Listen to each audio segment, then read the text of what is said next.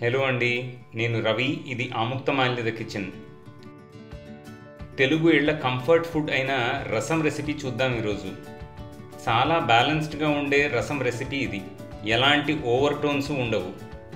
ముందు రసం పొడి ఎలా కొట్టాలో చూద్దాము. దాని తర్వాత దాంతో రసం పెడదాము. ఆముక్తమాల్యద కిచెన్లో మేము ప్రెసిషన్ కుకింగ్ని నమ్ముతాము. ఒక ప్రోడక్ట్ని గ్రామ్స్లో మెజర్ చేసిన ఇంగ్రీడియంట్స్తో చేయటం వలన ఎన్నిసార్లు చేసినా ఒకే క్వాలిటీ అవుట్పుట్ తీసుకురావచ్చు. అందుకే రెసిపీ గ్రామ్స్లో ఇచ్చాము. స్క్రీన్ షాట్ తీసి పెట్టుకోండి.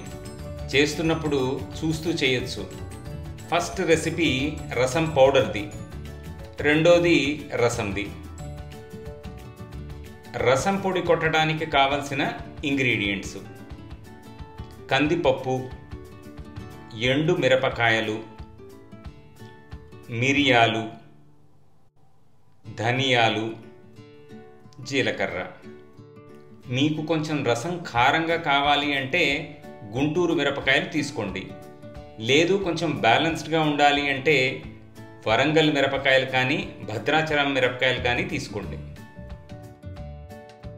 ముందు ఒక మూకుడు తీసుకొని సిమ్లో స్టవ్ వెలిగించి అన్ని ఇంగ్రీడియంట్స్ అందులో వేసి మంట పెంచకుండా వేయించండి.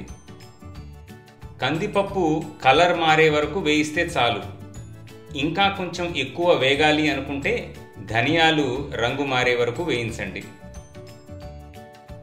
వేయించిన ఇంగ్రీడియంట్స్ ఒక ప్లేట్లో వేసి చల్లారనివ్వండి.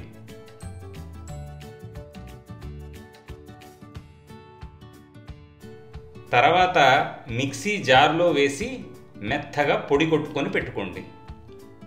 మూత టైట్గా ఉన్న బాటిల్లో పెడితే 3 నెలల వరకు రసం పొడి ఫ్లేవర్స్ ఇంటాక్ట్గా ఉంటాయి. ఇప్పుడు రసంకి కావాల్సిన ఇంగ్రీడియంట్స్ చూద్దాము. టొమాటోలు, పచ్చిమిరపకాయలు, కరివేపాకు, కొత్తిమీర.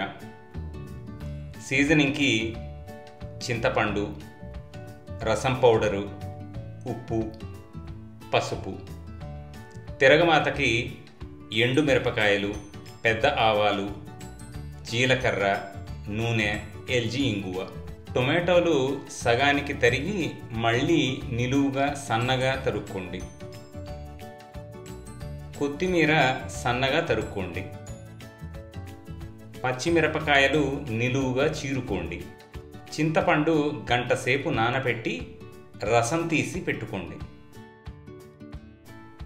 ఇప్పుడు ఒక మూకుడు తీసుకొని స్టవ్ వెలిగించి మంట మీడియం హైలో పెట్టుకోండి. ముందు నూనె వేసి తిరగమాత ఇంగ్రీడియంట్స్ అన్నీ ఒకేసారి వేయండి, ఇంగువతో సహా. కాన్స్టెంట్గా గరిటెతో తిప్పుతూ తిరగమాతలో జీలకర్ర కలర్ మారే వరకు వేయించండి. ఇప్పుడు తరిగి పెట్టుకున్న కొత్తిమీర, టొమాటోలు, కరివేపాకు చేతితో బాగా నలిపి మూకుడులో వేయండి.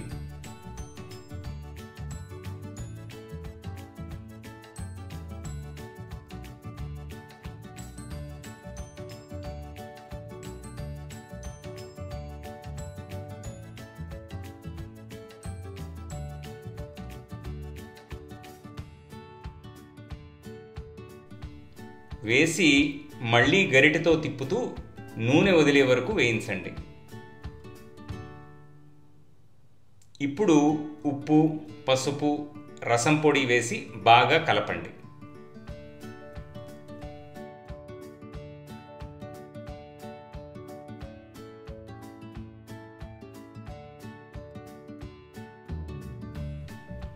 ఫైనల్గా నీళ్లు పోసి బాగా కలిపి మంట హైలోకి మార్చి రసం బాగా తెరలే వరకు మరిగించి స్టవ్ ఆపేయండి.